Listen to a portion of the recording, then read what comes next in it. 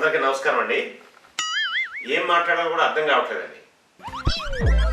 ఇప్పుడు నేను ఎవరు మాట్లాడమన్నారు? మూసుకొని మూల కూర్చోవాలా? ఎవరన్నావా?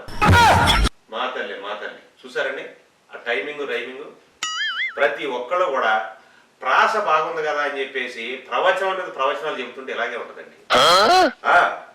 మా మిస్సెస్ అండి, ఇల్లాలు లేని ఇరుగు పెళ్ళాలు లేని పొరుగు మంచిది కాదు, ఇబ్బంది అయినా సరే ఇళ్ల మధ్యలో ఇల్లు తీసుకోవాలని పదే ప్రవచనాలు చెప్పినట్టు చెబుతా ఉంటే, ఇష్టం లేకపోయినా ఈఎంఐలో ఇళ్ల మధ్యలో ఇల్లు తీసుకుంటే వాళ్ళు ఏం మిగిలిందండి నాకు? ఏం మిగిలిందా అని వెనకింటి వాళ్ళు ఏడుపులు, పక్కింటి వాళ్ళు పెడగబులు తప్ప. చెబుతూనే ఉన్నానండి, పదే చెబుతా ఉన్నా. పొద్దున్నే ఆ ప్రవచనాలు చూడొద్దు అంటే పొద్దుగూకులు ప్రవచనాలు చూసుకుంటూ కూర్చుంటే ప్రాస బాగానే ఉందండి. ఏముంటుందండి ఆమె? మూసుకొని మూల కూర్చోవాలట. ఇల్లాలు లేని ఇరుగు పెళ్ళాలు లేని పొరుగు మంచిది కాదు, ఇళ్ల మధ్యలోనే ఇల్లు తీసుకోవాలి. ఇంకా నయం, ఎడాకులు లేని ఇరుగు పెడాకులు కాని పొరుగు అని చెప్పేసి అనలేదు. ఎక్కడ దొరుకుతారండి వీళ్ళు? నాకు అర్థం కావట్లేదు. ఇరుగు పొరుగు అంటే చాలా మందిని చూశారండి, మా అత్తగారు ఏపోవడంతో సహా, కానీ ఇలాంటి ఇరుగు పొరుగు నాకు ఎక్కడ కనపడలేదండి. అదిగో చూసారా, మాటలోనే వస్తున్నారు పక్కింటి ప్రవీణ్ గారు. రండి ప్రవీణ్ గారు, నమస్కారం. రండి. దొరికాయండి ఐటమ్స్ మొత్తం దొరికాయా? ఆ మొత్తకాడ ఒక 2, మన బోర్ దగ్గర కూడా 2 ఉన్నాయి ఐటమ్స్. మీకు నవ్వుతారండి. పొళ్ళు తప్ప ఏమన్నా ఒక బాడీలో ఏమైనా కనపడితే ఒట్టి పెట్టండి. నేనే మంచి అందగాడు అనుకుంటే నాకంటే మంచి అందగాడండి ప్రవీణ్ గారు. ఇంతకుముందు సత్తుపిల్లలో బొగ్గు ఏ కలంలో ఉంటదంటే నన్ను చూపించేవాడు. ప్రవీణ్ గారు వచ్చాక నన్ను చూపించడం ఆపేశారు. దొరికాయండి ఐటమ్స్ మొత్తం తీసుకున్నారా ప్రవీణ్ గారు? చెప్పండి, కొంచెం వెనకింటి వేణు గారు కూడా చెప్పండి, వాళ్ళ ఐటమ్స్ కూడా తీసుకెళ్ళమన్నారు. ఇదండి పరిస్థితి. అబ్బాబ్బాబ్బా, చాలా మంది ఎట్లా దొరుకుతారో మాకెందుకు దాపురిస్తారో నాకు అర్థం కాదండి. ఇరుగు పొరుగు, అరే ఇరుగు పొరుగు అన్న తర్వాత ఇళయరాజా సంగీతంలాగా ఉండాలి కానీ వినాయక చవితి ఊరేగింపులాగా ఉంటే ఎట్లండి? నాకు అర్థం కాదు. నైట్ అయితే చాలండి నరాలు తెగిపోతున్నాయి.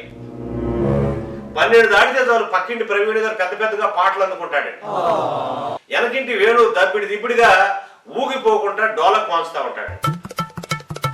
ప్రాణాలు అరిచేతిలో పెట్టుకొని డోర్లు గట్టిగా లాక్ చేసి పడుకొని దుప్పటి కప్పుకొని గట్టిగా కళ్ళు మూసుకుంటే అర్ధరాత్రి అయ్యేసరికి అరుపులు స్టార్ట్ అయితాయండి. ఏదో కుక్కలు పెద్దగా అరిసినట్టు, ఏదో ఐటమ్స్ వచ్చి నా మీద పడ్డట్టు, ఉలిక్కిపడి లెగటం, ఒళ్ళు చరుచుకొని మళ్ళీ పడుకోవటం. తెల్లారి పొద్దున్న డోర్లు ఓపెన్ చేసి చూస్తే వీళ్ళ ఐటమ్స్ వాళ్ళ ఐటమ్స్ మొత్తం అక్కడే ఉంటాయి. ఏమండి ఐటమ్స్ అంటే ఏంటి? ఐటమ్స్ అంటే ఏముందండి, వాళ్ళ చెప్పులు, చీపుర్లు, గిన్నెలు, తపేళాలు, ఆ కారం డబ్బా, ఉప్పు డబ్బా, పసుపు డబ్బా, ముగ్గు డబ్బా, ఆ రిమోట్లు, ఈ మధ్య సెల్ ఫోన్ కూడా పడుతున్నాయండి. నేను అందుకనే ఇదేదో భయం వేసిందండి నాకు. ఏంటంటే ఈ చెప్పులేంటి, చీపుర్లేంటి, ముగ్గేంటి, పసుపు ఏంటి,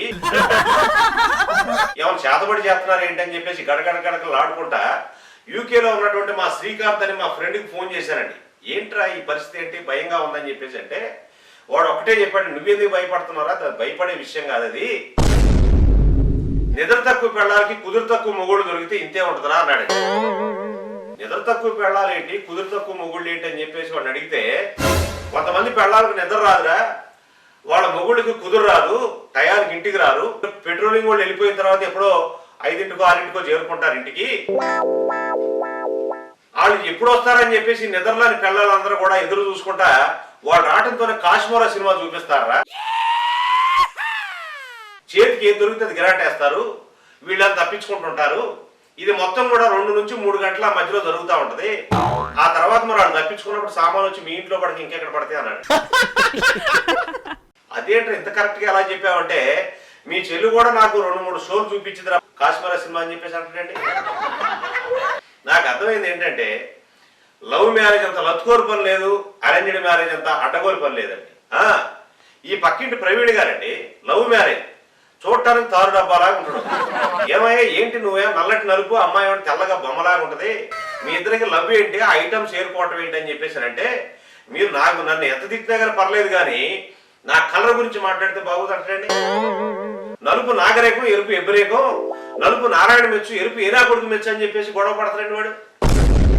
లాభం లేదని చెప్పేసి అమ్మాయిని అడిగారండి, ఏంటమ్మా నువ్వేంటి వాడేంటి ఆ లవ్ ఏంటి అని చెప్పేసానంటే, ఆ వంటదండి లవ్ లేదు ఏం లేదు అన్నయ్య గారు, ఈడియట్ సినిమా వచ్చిన కొత్తలో మేము ఇంజనీరింగ్ చేస్తున్నాడు, మా క్లాస్మేట్స్ వాళ్ళు వాళ్ళ రూమ్మేట్స్ మొత్తం కూడా నన్ను ఫాలో అవుతా ఉండేవాళ్ళు. ఒకరోజు సినిమా చూసి వచ్చిన తర్వాత అందరినీ కాలేజీ డాబా మీద పిలిచి ఇవన్నీ ముచ్చట్లు వద్దురా బాబు, మీలో ఎవరైతే నన్ను చేసుకోదలుచుకున్నారో వాళ్ళు బర్రన ఉరికి వెళ్ళి డాబా ఎవరైతే దూకుతారో వాళ్ళని చేసుకుంటా అని చెప్పేసి అన్నాడు. అందరూ ఉరికారంటే వీడు మాత్రం దూకేసిందట. దూకటం ఊక లారీ మీద పడ్డాడట పోయి. ఆయన అడిగారండి, ఏంట్రా బాబు అంత ధైర్యం అటు వచ్చింది, అట్టేట దూకినావు అని చెప్పేసి అంటే, దూకటమా పడా రన్నింగ్ లో ఎవడు నెట్టిండో నాకు ఇప్పటికీ అర్థం కావట్లేదు, వాడెవడో తెలియాలో వాడిని చూసిన తర్వాత చచ్చిపోవాలని చూస్తున్నా, ఆ నెట్టేదో మామూలుగా నెట్టేస్తే ఆ ఊకలారీ మీద పడకుండా కింద పడితే చచ్చిపోయాడు, ఇప్పుడు రోజు చచ్చిపోవాల్సి వస్తుంది అట్లాంటి వాడు.